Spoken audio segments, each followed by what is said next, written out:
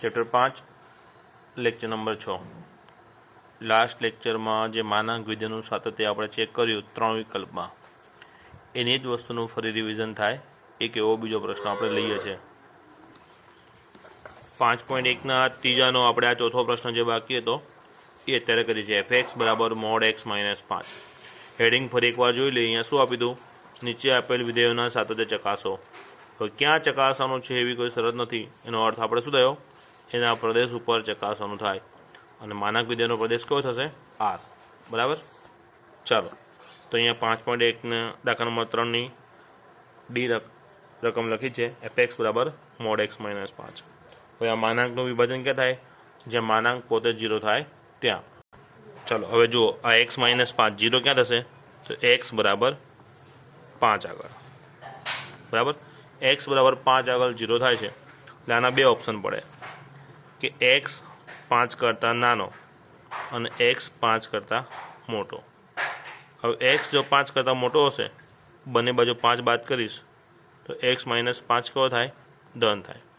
બંને બાજુ અહીંયા 5 બાદ કરીશું તો x માઇનસ 5 કેવો થાય? ઋણ થાય. એટલે x માઇનસ 5 ઋણ ક્યારે છે? x લેસ દેન 5 હોય ત્યારે. તો એ સમયે આ માનાંક કેવો ખુલે? માઇનસમાં ખુલે. એટલે x માઇનસ 5ની આગળ માઇનસ આવે. હવે x માઇનસ 5ની આગળ માઇનસ આવે, માઇનસ અંદર આપી દઉં એટલે આ શું થઈ જાય? 5 માઇનસ x. ક્લિયર? અને x 5 કરતાં મોટો હોય, x 5 કરતાં મોટો છે ત્યારે x માઇનસ 5 કેવા છે? ધન છે. તો ધન વખતે માનાંક કેવો ખુલે? ધન જ ખુલે. એટલે કે અંદર જે હોય એનો એ જ. હવે જો હું ઇક્વલ અહીંયા લઈ લઈશ તો x માઇનસ 5 અહીંયા ધન થાય અથવા 0 થાય. અને 0 અથવા ધન બંને ઓપ્શનમાં x માઇનસ 5 તો માનાંક x માઇનસ 5 જ ખોલે.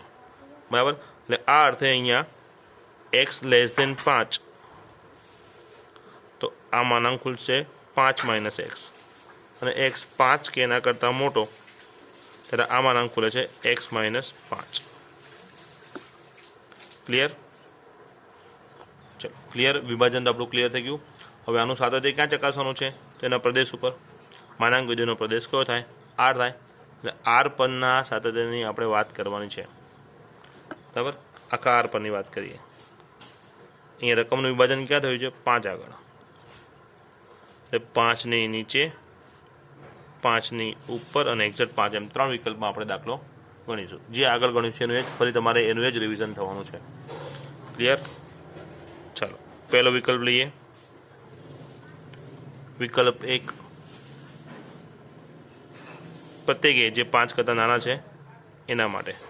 તો આ ઓપ્શનમાં આપણો fx કયો થઈ જશે? x 5 કરતાં નાનો હોય ત્યારે fx છે આપણું 5 માઇનસ x. ક્લિયર? તો સૌથી પહેલાં આપણે f ઓફ a શોધી લઈએ. f ઓફ a એટલે x જગ્યાએ a આવશે 5 minus a.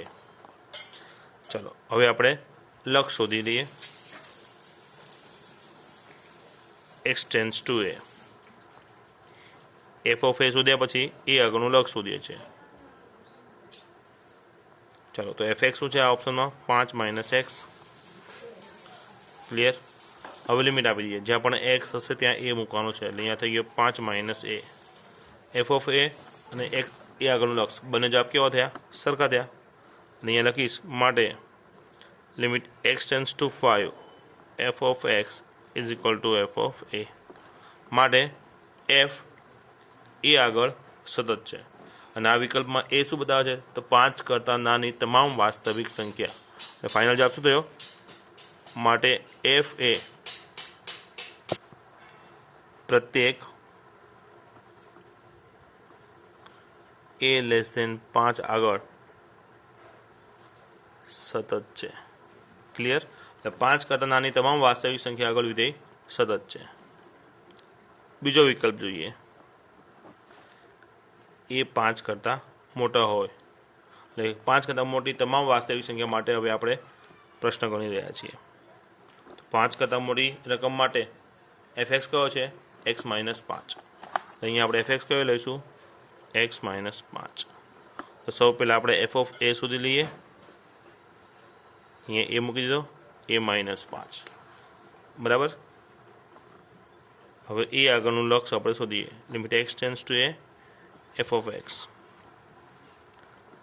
Limit x tends to a F of x કેટલા છે અહીંયા એક્સ માઇનસ 5 એક્સ જગ્યાએ લિમિટ આપી દઈએ એની આ થઈ ગયું એ માઇનસ 5 અહીંયા એફ ઓફ એ અને આ લક્ષ બંને કેવા આવ્યા સરખા લખીશું માટે limit x tends two 5 F of x અને એફ ઓફ એ બંને કેવા થયા સરખા માટે એફ એ પ્રત્યેક એ કેવા એ જે 5 કરતાં મોટા છે એની આગળ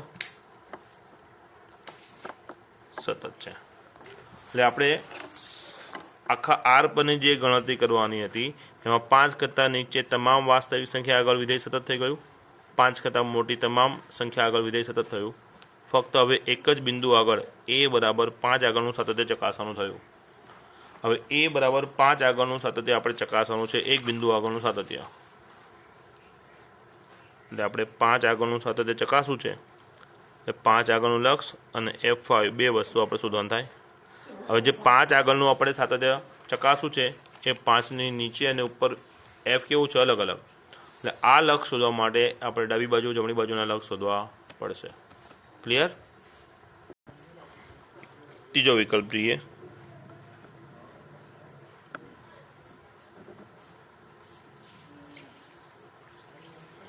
એ બરાબર 5 આગળ અથવા એ બરાબર 5 માટે ચલો આગળના બંને વિકલ્પમાં એ અસંખ્ય સંખ્યાને રિપ્રેઝેન્ટ કરે છે જ્યારે આ વિકલ્પમાં એ ફક્ત એક જ સંખ્યા રિપ્રેઝેન્ટ કરે છે અને એ કઈ છે 5 બરાબર હમણાં નક્કી કર્યું એ પ્રમાણે આપણે સૌથી પહેલાં ડાબી બાજુનું લક્ષ શોધીશું અને અહીંયા એ એટલે શું તો એક જ સંખ્યા કઈ 5 એટલે આપણે એની કિંમત મૂકી દીધી છે આગળના વિકલ્પમાં શા માટે નથી મૂકતા ફરી એકવાર કહું કારણ કે આગળના વિકલ્પમાં એ અસંખ્ય સંખ્યાઓને રિપ્રેઝેન્ટ કરે છે જ્યારે અહીંયા ફક્ત એક જ વેલ્યુ છે અને જે વેલ્યુ 5 છે અહીંયા એટલા માટે આપણે મૂકી દીધી છે આગળ જે માનાંક એક્સ મોડ એક્સનો દાખલો ગણ્યો હતો ત્યાં એ 0ને રિપ્રેઝેન્ટ કર્યો હતો અને ત્યાં 0 મૂકી દો કારણ કે માનાંકનું વિભાજન ત્યાં 0 આગળ થયું હતું અહીંયા માનાંકનું વિભાજન ક્યાં થયું છે 5 આગળ બરાબર ચાલો હવે એક્સ ટેન્સ ટુ 5 માઇનસ હવે એક્સ ટેન્સ ટુ 5 માઇનસ એનો અર્થ શું થયો એક્સ 5 કરતાં નાનો અને એક્સ 5 કરતાં નાના વિકલ્પ માટે આપણો એફ આપણને યાદ જ છે કયો છે 5 માઇનસ એક્સ ક્લિયર હવે લિમિટ આપી જ્યાં પણ એક્સ છે ત્યાં શું મૂકીશ 5 મૂકીશ એક્સ જગ્યાએ 5 મૂકી દો એટલે 5 ઓછા 5 0 ચલો ડાબી બાજુનું લક્ષ મને મળી ગયું છે જવાબ કેટલો આવ્યો 0 હવે હું જમણી બાજુનું લક્ષ શોધું છું એફ એક્સ અહીંયા એ 5 એ બરાબર કેટલા મૂકવાના 5 એક્સ ટેન્સ ટુ 5 પ્લસ એટલે એક્સ કેવો કહેવાય 5 કરતાં મોટો અને એક્સ 5 કરતાં મોટો છે ત્યારે એફ એક્સ કેટલો છે એક્સ માઇનસ 5 હવે લિમિટ આપી દઉં એક્સ જગ્યાએ 5 મૂકું અને 5 માઇનસ 5 જવાબ થયો 0 એટલે ડાબી બાજુનું લક્ષ અને જમણી બાજુનું લક્ષ બંને લક્ષ મળ્યા અને કેવા મળ્યા સરખા મળ્યા આમ ડાબી બાજુનું લક્ષ અને જમણી બાજુનું લક્ષ બંને મળે છે અને સરખા મળે છે કેટલા મળ્યા 0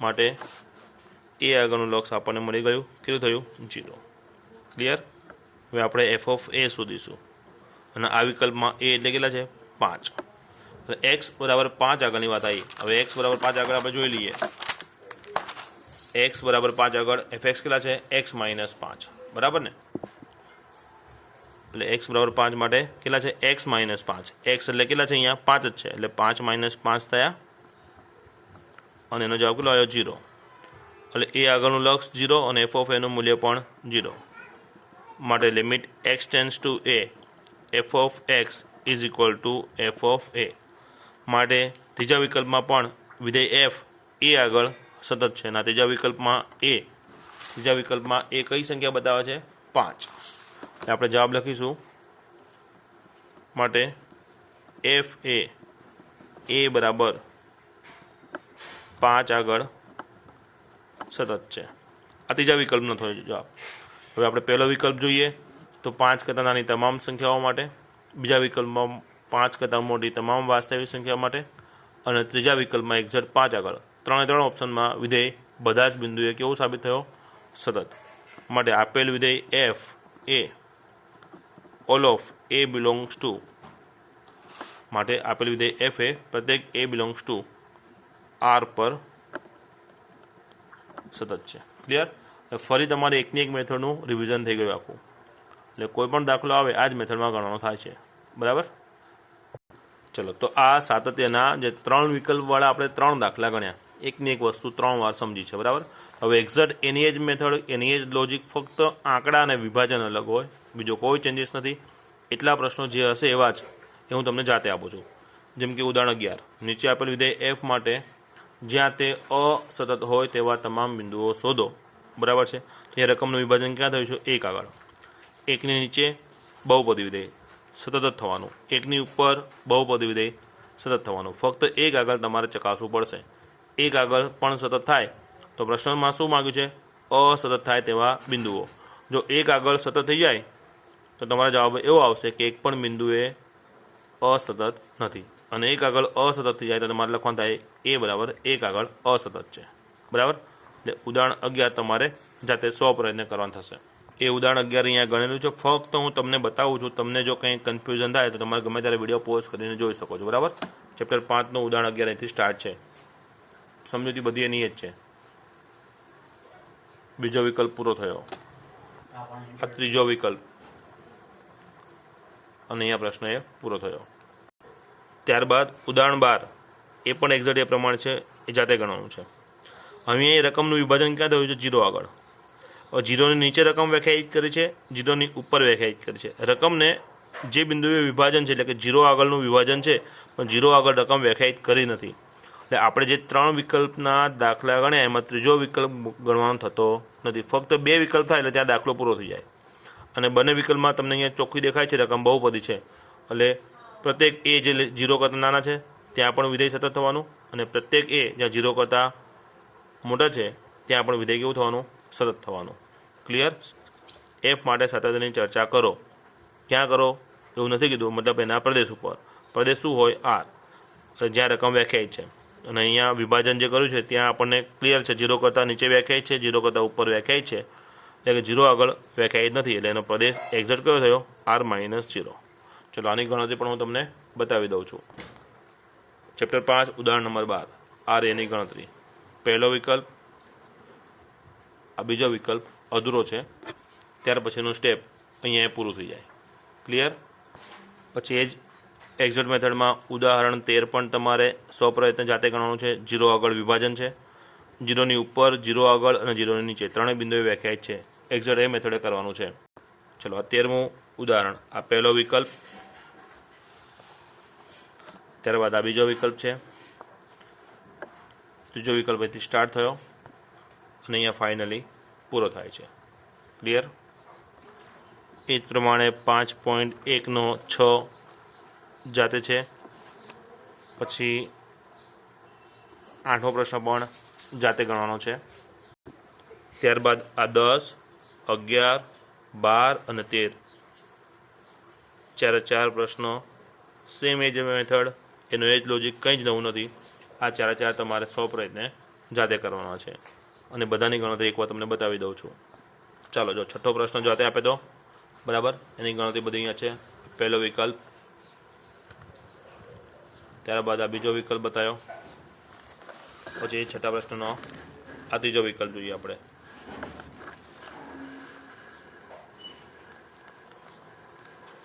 અને ફાઇનલી અહીંયા એ પ્રશ્ન પૂરો થયો. છઠ્ઠા પ્રશ્ન પછી 8મો પ્રશ્ન અહીંથી સ્ટાર્ટ થયો. અહીંયા માનાંક છે એટલે માનાંકનું થોડું સાદરૂપ આપણે આપ્યું છે. રકમનું થોડું સાદરૂપ આપ્યું છે.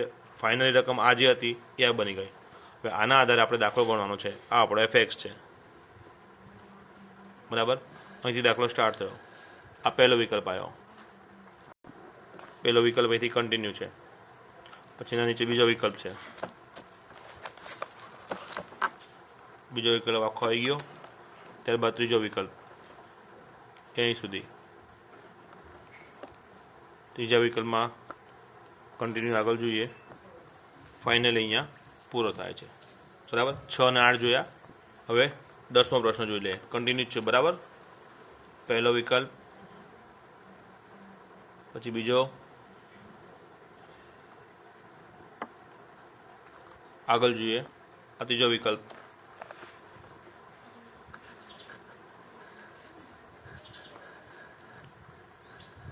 ત્રીજા વિકલ્પ ફાઇનલી અહીંયા પૂરો થાય અને આખા જવાબ આ ડિક્લેરેશન આવ્યું, 10 નંબર થયો.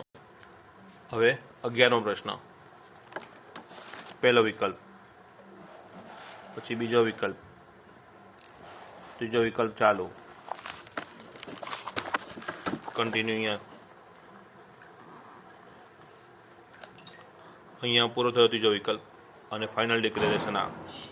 ત્યારબાદ દાખલા નંબર 12, એ ચાલુ, એનો પહેલો વિકલ્પ અહીંથી કન્ટિન્યુ છે, આ બીજો વિકલ્પ આવ્યો, ત્યારબાદ ત્રીજો વિકલ્પ, ત્રીજો વિકલ્પ કન્ટિન્યુ છે, જે અહીંયા આપણે જોઈ શકીએ. અહીંયા ત્રીજો વિકલ્પ પૂરો અને આખા જવાબનું પ્રશ્નનું અહીંયા ફાઇનલ આન્સરનું ડિક્લેરેશન. ત્યારબાદ આપણે 13મો પ્રશ્ન પણ આપેલો છે. 13મો પ્રશ્ન અહીંથી સ્ટાર્ટ કરીએ. પહેલો વિકલ્પ અહીંથી સ્ટાર્ટ થયો, અહીં સુધી અધૂરો છે. પહેલા વિકલ્પનો જવાબ ફાઇનલ અહીંયા આવ્યો, બીજો વિકલ્પ સ્ટાર્ટ થયો, બીજો વિકલ્પ અહીંથી અહીં સુધી, ત્યારબાદ ત્રીજો વિકલ્પ સ્ટાર્ટ થાય છે. ત્રીજો વિકલ્પ જોઈ શકાય છે અહીંથી આ પ્રમાણે કન્ટિન્યુ, બરાબર. અહીંયા ત્રીજા વિકલ્પનો જવાબ અને અહીંયા આખા પ્રશ્નનો ફાઇનલ જવાબ. અહીંયા ફાઇનલ 13મો પ્રશ્ન પણ પૂરો થયો. 6, 8, 10, 11, 12 ને 13 અને આગળ બીજા 3 ઉદાહરણ. આટલા પ્રશ્નો તમને 100 પ્રયત્ને આપ્યા છે, બરાબર. 100 પ્રયત્ન જ ગણવાના, આમાં જોવાની જરૂર નથી. માનો કે ક્યાંય અટકાય છે તો જ આ સોલ્યુશન તમારે જોવાનું. ક્લિયર? ઉદાહરણની ફેરબુક બનાવજો, સ્વાધ્યાયના પ્રશ્નોનું પેમ્ફલેટની PDF આવી જશે. તેમ છતાં પણ એકવાર તો તમારે લખવાનું થાય એટલે ફેરબુકમાં ફાઇનલી લખો તો એ પણ તમારે સામે રાખવું. PDF તો ત્યારે શું રહેશે, સોફ્ટ કોપી રહેશે. એના કરતાં એમાં વાંચવાની મજા આવે એના કરતાં બેટર છે તમે તમારી જાતે એકવાર જે ગણ્યું હશે એ પ્રેક્ટિસ પણ થશે અને વાંચવા માટેની તૈયારી પણ થશે. જે તે સમયે સ્કૂલ ચાલુ થાય ત્યારે PDF તમને મળે એ વસ્તુ અલગ છે. 5.1 9મો પ્રશ્ન જોઈએ. fx બરાબર x/mod x, x 0 કરતાં નાનો હોય ત્યારે અને x 0 કે એના કરતાં મોટો હોય ત્યારે -1. આ પ્રકારનું 0 આગળનું વિભાજન આપણને આપ્યું છે. જો આ રહી રકમ, બરાબર. અને શોધવાનું શું છે, તો જે બિંદુએ f અસતત હોય તેવા બિંદુઓ શોધો, બરાબર. જે બિંદુએ એટલે એના આખા પ્રદેશની ચર્ચા આપણે કરવાની થઈ અને અહીંયા પણ સાબિતી આપણે r પરની જ આપવાની છે, બરાબર છે. સૌ પહેલાં અહીંયા જે રકમનું વિભાજન તો થઈ જ ગયું છે પણ માનાંક છે, બરાબર. અને માનાંકનું વિભાજન આપણને ખબર જ છે ક્યારે કેવું થાય. તો જે વિકલ્પમાં માનાંક આપ્યો છે એ માનાંક પોતે 0 ક્યારે થાય છે, 0 આગળ. અને એ વિકલ્પમાં x કેવું છે, <0. એટલે આપણને ખબર જ છે કે આ જે છેદમાં માનાંક છે એ કેવો ખુલશે, માઇનસમાં ખુલશે. એટલે x <0 વાળો ઓપ્શન આપણો x/-x થઈ ગયો. અને જે બીજો વિકલ્પ છે x 0 કે એના કરતાં મોટો એ -1નો એમનેમ છે જ. x અને -x કેન્સલ થઈને ઉપર થઈ ગયો -1, નીચે પણ -1 તો છે જ. આ વિકલ્પ ક્યારે છે, x 0 કરતાં નાનો હોય ત્યારે. અને આ વિકલ્પ ક્યારે છે, x 0 કે એના કરતાં મોટો હોય ત્યારે.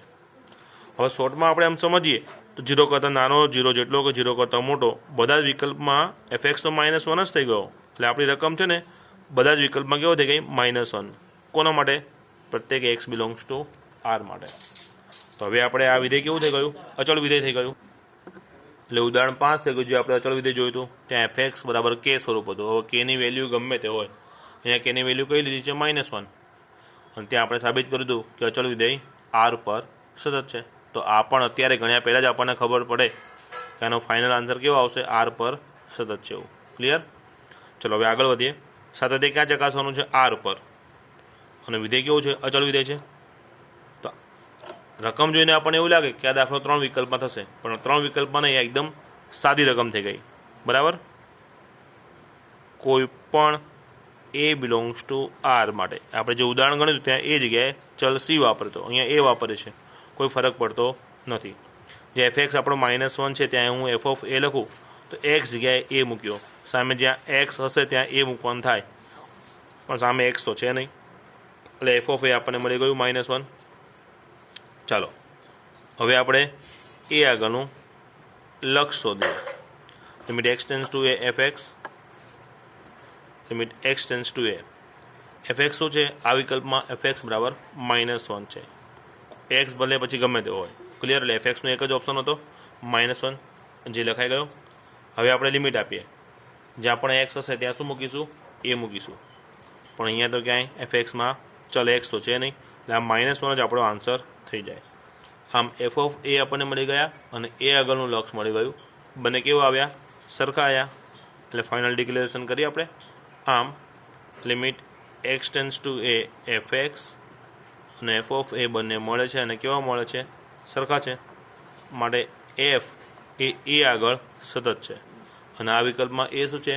કોઈ પણ વાસ્તવિક સંખ્યા. આમ ફાઇનલ આન્સર શું થઈ જશે? માટે એફ એ પ્રત્યેક એ બિલોંગ્સ ટુ આર આગળ સતત છે. ક્લિયર? એટલે ઘણીવાર રકમ દેખાતી હોય મોટી, પણ તમે જો બેઝિક કન્સેપ્ટને બધું ધ્યાનમાં રાખ્યું હોય, આગળ વધો તો ક્લેરિફિકેશન પણ થઈ જાય આપણું. 3 વિકલ્પવાળી લાગતી રકમ એક જ વિકલ્પમાં પતી ગઈ. ક્લિયર? જે આપણે જનરલ સ્વરૂપમાં જે શરૂઆતમાં દાખલા ગણતા એ મેથડમાં દાખલો પૂરો થઈ ગયો. ક્લિયર? હવે વધુ આપણે નેક્સ્ટ લેક્ચરમાં જોઈએ.